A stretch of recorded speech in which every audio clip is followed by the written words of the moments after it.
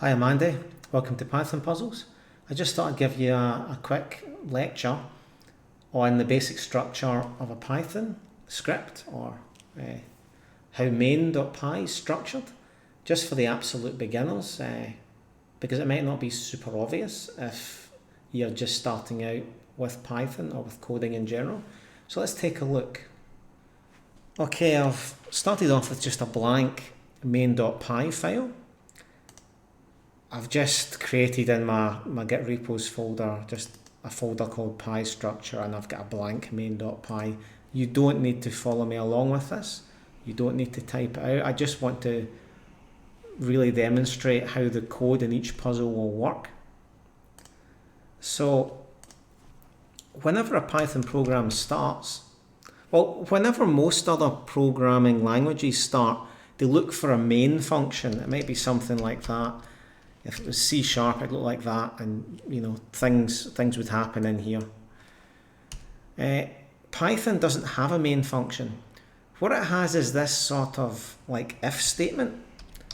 So it's if underscore underscore name underscore underscore equals equals, and then you have underscore underscore main. And that looks super confusing to beginners, because what is that? It's just garbled computer code, right? What this name variable is that's a sort of built-in part of Python. Anything with two underscores is like a built-in part of Python, by the way. That's why they give them two underscores. And this can be set to anything. This can be set to any other file to run that file as soon as the Python interpreter starts up.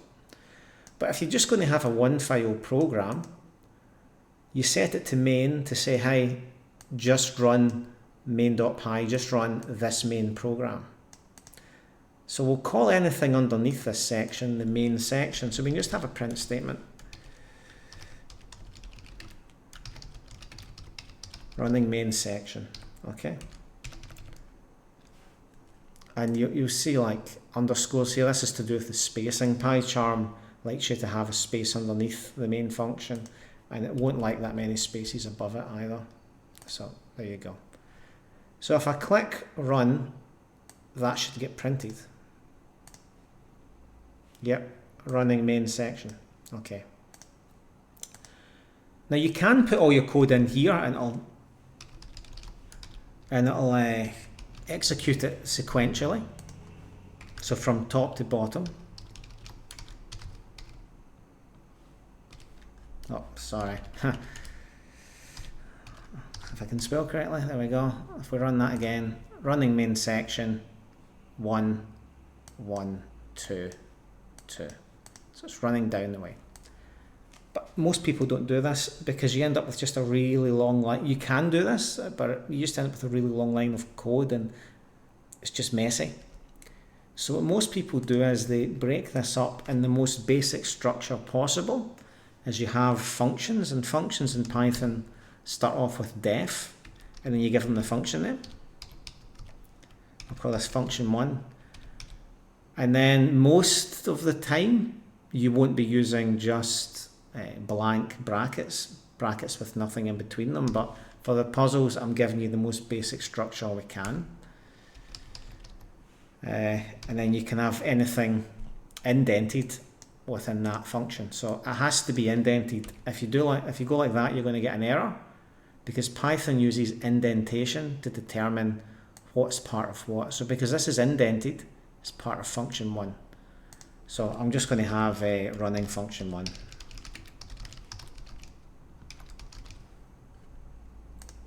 Okay, if I run this, function 1's not displayed. Why? Because it exists outside of this main section. This main section that starts, we've configured this to start anytime the program's run first, the main section. Well, it's only doing this, it's only being called here. This is not being called in the main section, it does not exist. Well, it does exist, it's just not being activated. The compiler will read line after line, so it knows this exists, but it's not being used. So to use it, you would just type the name of the function, and brackets. They've got to be exactly the same, so I missed a C there. Well, I completely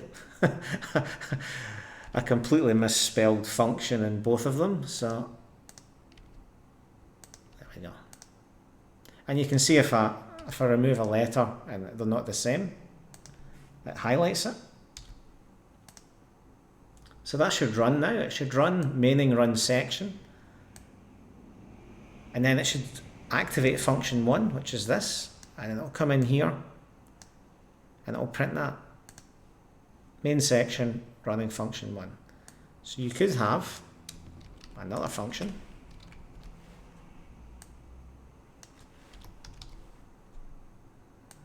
Running function 2. And then there we go. Function 2. Okay. And you're getting these wiggly lines because Python likes to have 2 blank lines in between each function. Or at least PyCharm does. So if I click run, running the main section, function 1, running function 1, function 2, running function 2.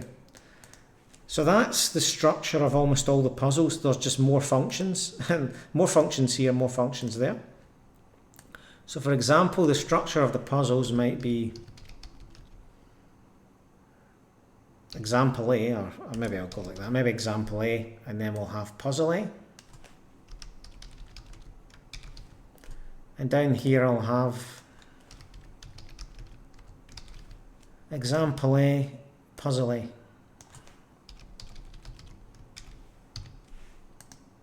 Okay. So I'll have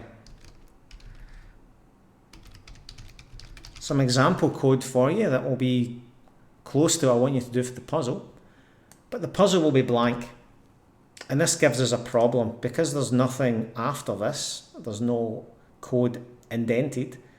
It doesn't really know that puzzle A is started or finished. This is why you're getting this error here, indent expected. So what I'm doing is I'm just commenting puzzle A out down here, okay? Commenting puzzle A out, and I'm probably going to comment puzzle A out here. And again, you're getting errors here because of the spaces.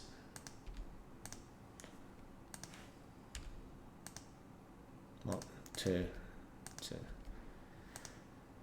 So if I run this now, only example A should run. Some example code, right? So what you're going to do is you're going to have example code to read through. You're going to have a hint. You're going to have some instructions. And you should be kind of noticing here, as soon as I use this pound sign, that's telling Python that it's a comment. So Python will not execute that. It will just see that as text that it skips over. And it will see that as text that it skips over because I've commented it out. And it will see that as text that it skips over. However, once I read the instructions and I looked at the example, to do the puzzle, I just uncomment it there and uncomment it there. And then I start typing, you know, my puzzle answer. Yeah, and now that'll run. And you might get a bit bored with the example running all the time, so you can comment the example out at the bottom, and then only the puzzle will run. So this is the most basic structure I can give you to run these puzzles, because I want to give you example code before every puzzle. I want you to at least have some hints of what to do, and I want you to get into the habit of reading other people's code. So I can show you what the actual puzzles look like. I'm just looking at puzzle 1 and I'm going into main. And you can see what they look like. You've got your example, just like we had our example there. It's just more complicated.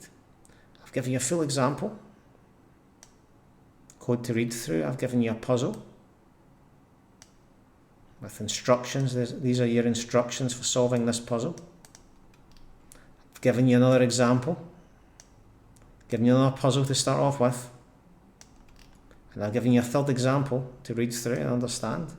And the third puzzle, just like the first two, be similar to the example code. And then down the bottom, you've just got your if name equals name section, if name equals main section, and it's running example A, example B, and example C with default. I've commented out the puzzles because there's no code here. It's just going to, there's no code here. It would just print puzzle C in a line and puzzle B in a line. So all you would do is you would comment out puzzle A, comment out puzzle B, comment out puzzle C, and then do them one at a time. Yeah? So that's the structure. I know that seems like a lot if you're an absolute beginner, but it's really not. I mean, right off the bat, what have you learned? You've learned the basic structure.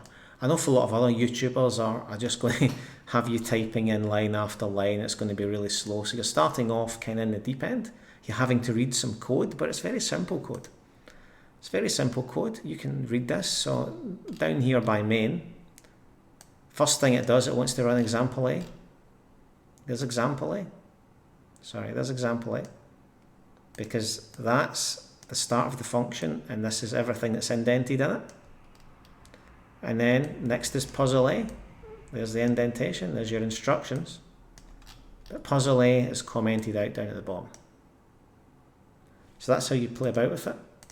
I can get example A back, comment out puzzle A, and I'll press play. Some example code. Okay, let's go on to doing some puzzles.